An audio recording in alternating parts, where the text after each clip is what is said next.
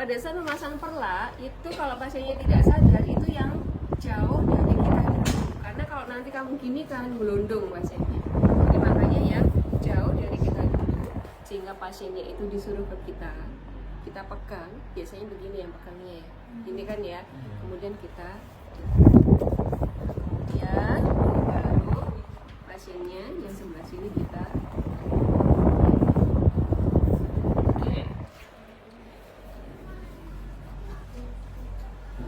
Oke, kalau sudah, kita menyiapkan alat, pastikan siap alatnya sebelum kita menggunakan spoon. Ya, pastikan alatnya siap. Pertama kita keluarkan kucingnya dulu ya. Kucingnya kita keluarkan.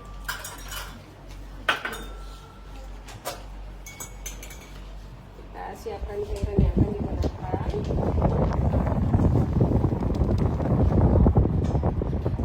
Karena ini pekat ya adik-adik, makanya kalau untuk rawat luka itu sudah ada prosentasenya sendiri, tapi ini kebetulan dia yang pekat, jadi kita bisa campur dengan rawat luka sendiri, kita bisa langsung gunakan tanpa dicampur. Kalau nggak dicampur, asli dia akan panas di kulit. Oke, kemudian kita siapkan pinset, akan kita gunakan nanti.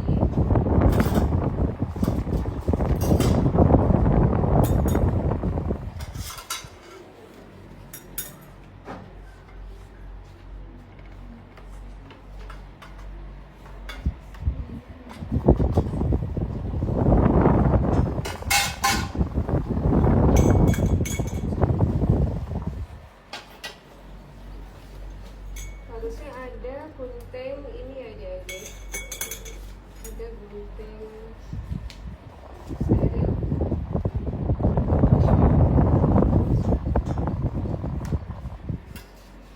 Kita potong ya, kita potong bagian tengahnya adik-adik.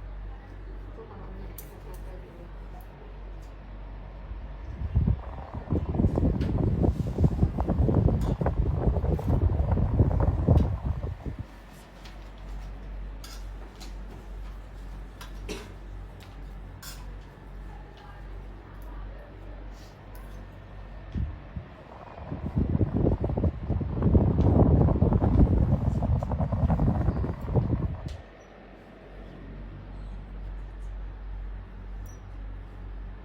Kita potong ya adik-adik pada bagian tengah, sehingga nanti biar bisa masuk ke dalam sela-selanya itu.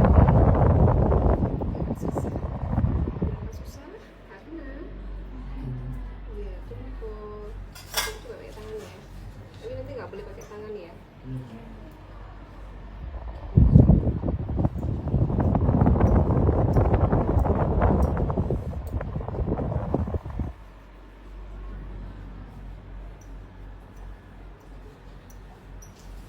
Oke,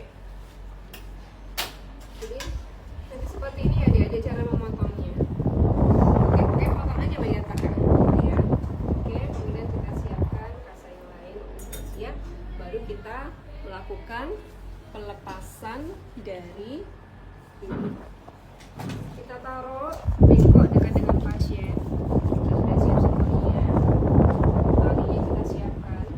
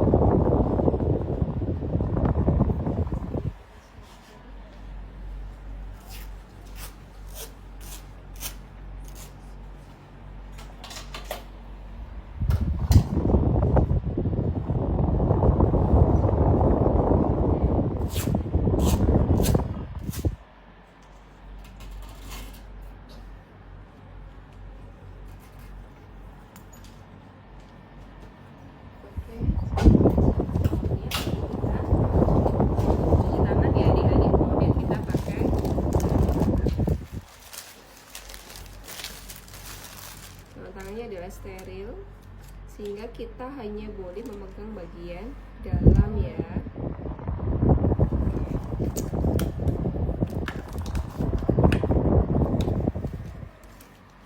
Kalau ini boleh pegang, boleh ya. Tapi kalau ini enggak. Ini hanya boleh bagian atasnya aja. Oke.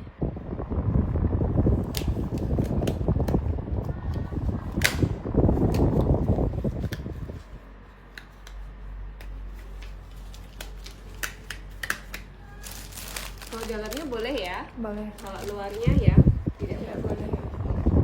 Gitu. Kemudian kita ambil pinset,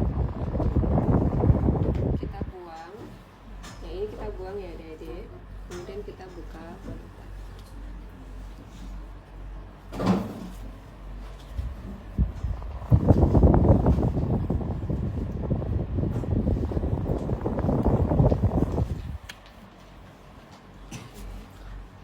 Semudahnya kita mau ngambil dari sana dulu atau dari kita dulu, yang penting mudah dijangkau.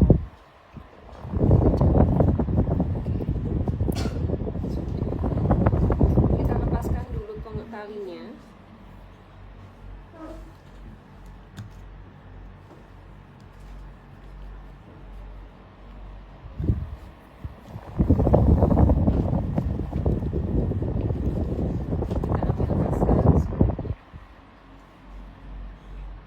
Sudah ya, kita harus ingat-ingat pinset yang kita gunakan ke pasien. Tidak boleh digunakan untuk mengambil kasar ya. Pertama kita berarti ngambil kasarnya ganti pinset. Kemudian kita bersihkan adik-adik dengan menggunakan NaCl terlebih dahulu. Kita gapit yang atas, kemudian kita gapit yang bawah. Begini ya. Ingat yang ke pasien tadi yang saya bersihkan searah jarum jam. Nah, kalau adik-adik merasa yang sebelah sini masih bersih, maka bisa dibalik, kita searah jarum jam. Oke, sudah kita buang. Kemudian kita ngambil kasa yang baru ke NaCl, sama seperti tadi, dikapit atasnya dan bawahnya.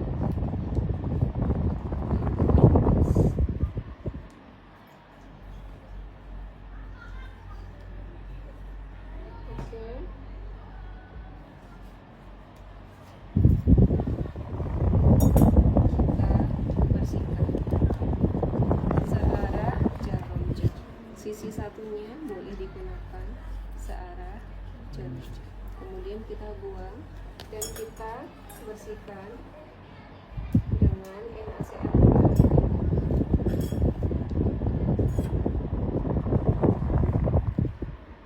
Membersihkannya jangan pelan-pelan ya, harus cepat. Karena kalau pas masih lukanya nggak apa-apa adik-adik. Yang di kanulnya harus cepat-cepat karena dia harus diganti dengan kanul yang baru. Oke, kita bersihkan. Oke, sisi satu. Oke.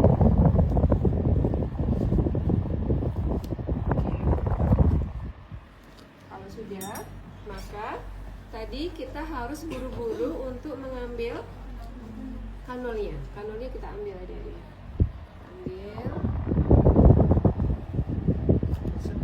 Kita harus buru-buru menggantinya dengan yang baru.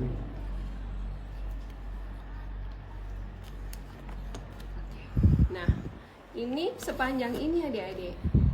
Kalau tadi katakanlah kita mau saksen, ininya nggak ada, itu hanya sekian. Nah, makanya saksennya adalah sebelumnya. Kita masukkan. Ya, sudah. Setelah itu, setelah selesai dari sini adik-adik, kita langsung kasih rasa di antara lubangnya tadi ya. Nah, kita kasih rasa. Ini bisa adik-adik lebarkan atau tidak, terserah sesuai dengan kondisi pasien. Atau mau dilipat ini juga bisa.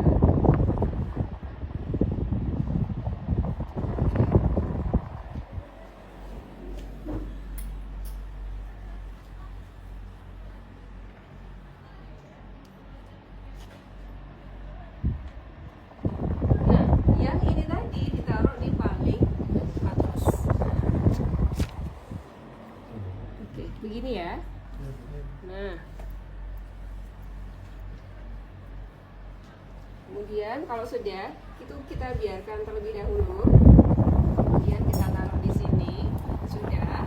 Kemudian kita bantu dengan talinya terlebih dahulu. Ya, jadi bisa plasternya, bisa talinya dulu. Senyamannya kita seperti apa? Karena ketika nanti kita mau ke tali itu kita masih pakai handscoon. Tapi kalau plaster kita susah pakai handscoon dengan pemasangan plaster. Ya. Oke. Nah, setelah ini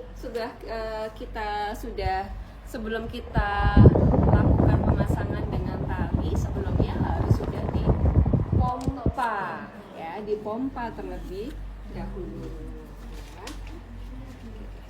Cara memasang talinya adalah dari belakang, adik-adik. Nah, kalau misalnya ada wingnya, jadi biasanya itu ada wingnya deh, kanan kiri. Seret itu lubang. Sehingga kalau lubang nanti masukkan talinya satu persatu, kanan sendiri, kiri sendiri, untuk supaya dia itu nggak geser-geser. Tapi kalau nggak ada, maka caranya adalah ini, tali ini, yang satunya ditaruh di atasnya sisi satu, kemudian yang ini dilingkarkan, ya, dilingkarkan, kemudian di sisi satunya. Nah, ini kan ada wing satunya. Nah, setelah itu baru diikat.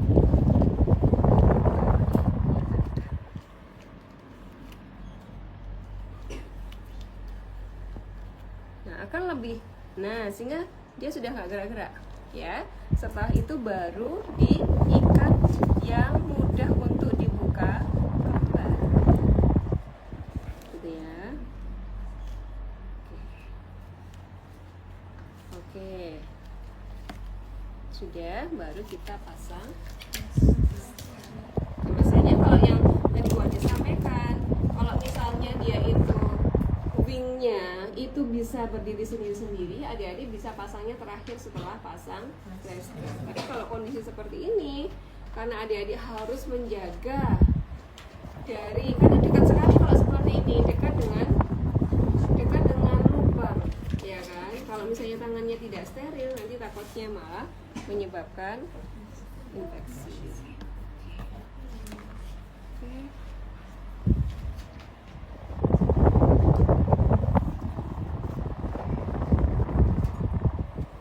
Ini agak rumit kan jadinya, ya? Ya enggak? Iya.